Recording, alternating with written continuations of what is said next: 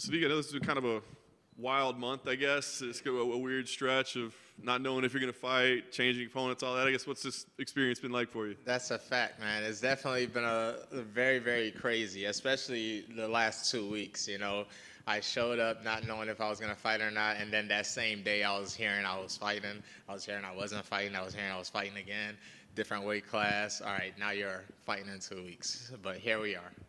When did you know for sure that you weren't fighting on the 17th, right? Because you thought even on fight week it might happen, right? Yeah, I didn't know for sure until I'll probably say that Tuesday or maybe even Wednesday, to be honest, because on Tuesday they still told me that I had to fight with Don, and then they asked for a different weight class. They asked for 150, then they asked for 155, and then once it was solidified that I think Hani Yahya and Cody Garbrandt wasn't fighting, I think that's when they was like, all right, you're officially not fighting. You're going to fight in 2 weeks.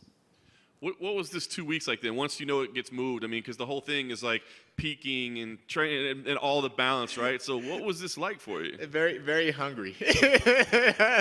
That's what it's been like, man. You know, it's like, by the time you show up to fight week, you're kind of already water loading, you know, and that's the point that I was at, you know, and then now you find out like, all right, you're still not gonna get to eat for like two more weeks. You before fight week, you're kind of already you got the meals planned out, man. You're like, all right, next week I'm gonna eat this, but it is what it is, man. 2 more weeks of sacrifice, just maintaining my weight, you know.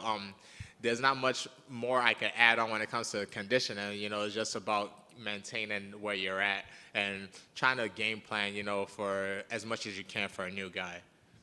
All right, so you're fighting a top 10 guy, and then it goes to a newcomer, right? I mean, I guess the idea is you got to fight to get paid. Exactly. You know, you took the words right out of my mouth. You know, I gotta go get my check. You know, and to be honest, like the pay was a big motivator, but outside of that too, I took the fight with Giga like maybe like 4 months in advance. Like it was a long time before when I signed the fight, you know, and we put in a lot of work, you know. I can't let all that go to waste. Like that, I got to get something at the end of the day.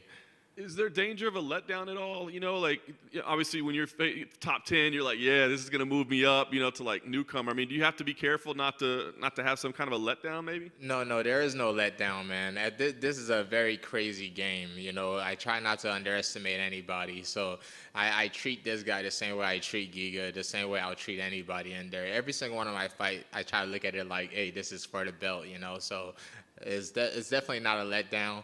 Once we get the fight over and done with, then we can look into the future. But for now, this guy's the main priority. I guess you got a little bit of time to study him, or did you? I mean, what have you seen in his game? What do you think about Don as an opponent? Yeah. I think he's a grinder. You know, he throws a lot of looping shots and tries to get in there in your face and tries to grind you out.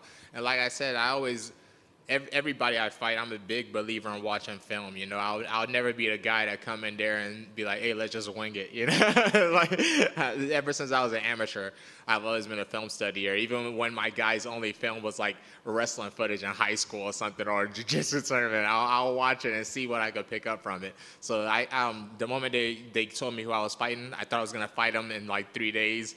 I cram session, you know, it's time to see what this guy does. But then 2 weeks, I think I had enough time to pick apart a game. Nice. Last thing for me, I guess, win here. What's the goal? I mean, because this time, now you feel like you need some time off, or is it like, let's try to get another, ranked opponent booked ASAP? Like, what's the plan? It depends on how clean I come out. If I could come out very clean, I would definitely like to have something scheduled by the end of the year. Hey, Sadiq.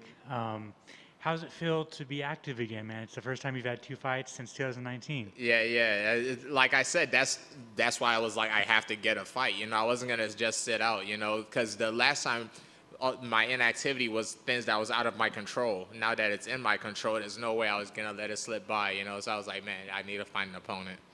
I know last time you were here, you know, you talked about your bad case of COVID. Yeah. Are you finally over that? Yeah. I haven't had any hiccups or scares, and the camp before that I had maybe 1 or 2 bad days, but I haven't had anything happen in a while, you know. So I think all the symptoms have been gone since the fight before this. Awesome, that's awesome to hear. And then Mike Davis is on the card with you, and yeah, I saw that. and I don't know, you and his fight, still the best fight. They don't give us enough credit for that, man. I think like they gotta solidify that. The UFC need to put it on their page. The best fight in Contender Series history: Sodiq Yusuff versus Mike Davis. I'm surprised they didn't post that on like their UFC page or something. You know? Yeah, absolutely, absolutely. It is by far the best fight on the series. I just wanted you to reflect on that fight a little bit. Yeah, that was, man. To be, I heard there's not gonna be any media people this weekend, and that was one of the biggest things that I always took away from that fight. Like that fight felt so cool because it felt like sparring. You know, it was so quiet in there, and the way me and him were two exciting strikers. So every time we connected, the camera was just picking it up. You know, and we could hear our coaches. Like I could hear his coaches perfect. I'm sure he could hear my coaches perfect, and it was just a fun, exciting matchup. There's a reason why both of us are in the UFC now. You know, to be honest, on that night, if they had just switched us and gave us the other guys, it might not have been as exciting as it was. But that's one of those things. I just want my credit, man. I mean, we deserve our credit.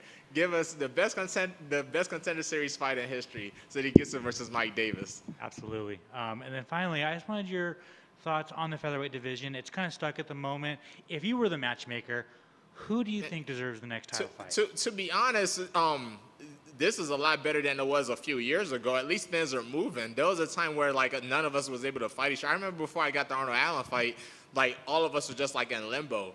But at least now people are getting matched up. Like featherweight is one of those weight classes from 1 to like 15. If you just pick a name out of a hat, you're gonna get good matchups, you know. But when it comes to who deserves the title shot, Emmett makes a really good case, and so does Jair. But that's what I'm saying. Like, there's no boring matchups at 145. I don't think featherweight gets the credit it deserves. At the top 15, like I said, just shake the names up and pick them out of a hat. You're gonna get a good fight. Absolutely. Awesome. Thank you.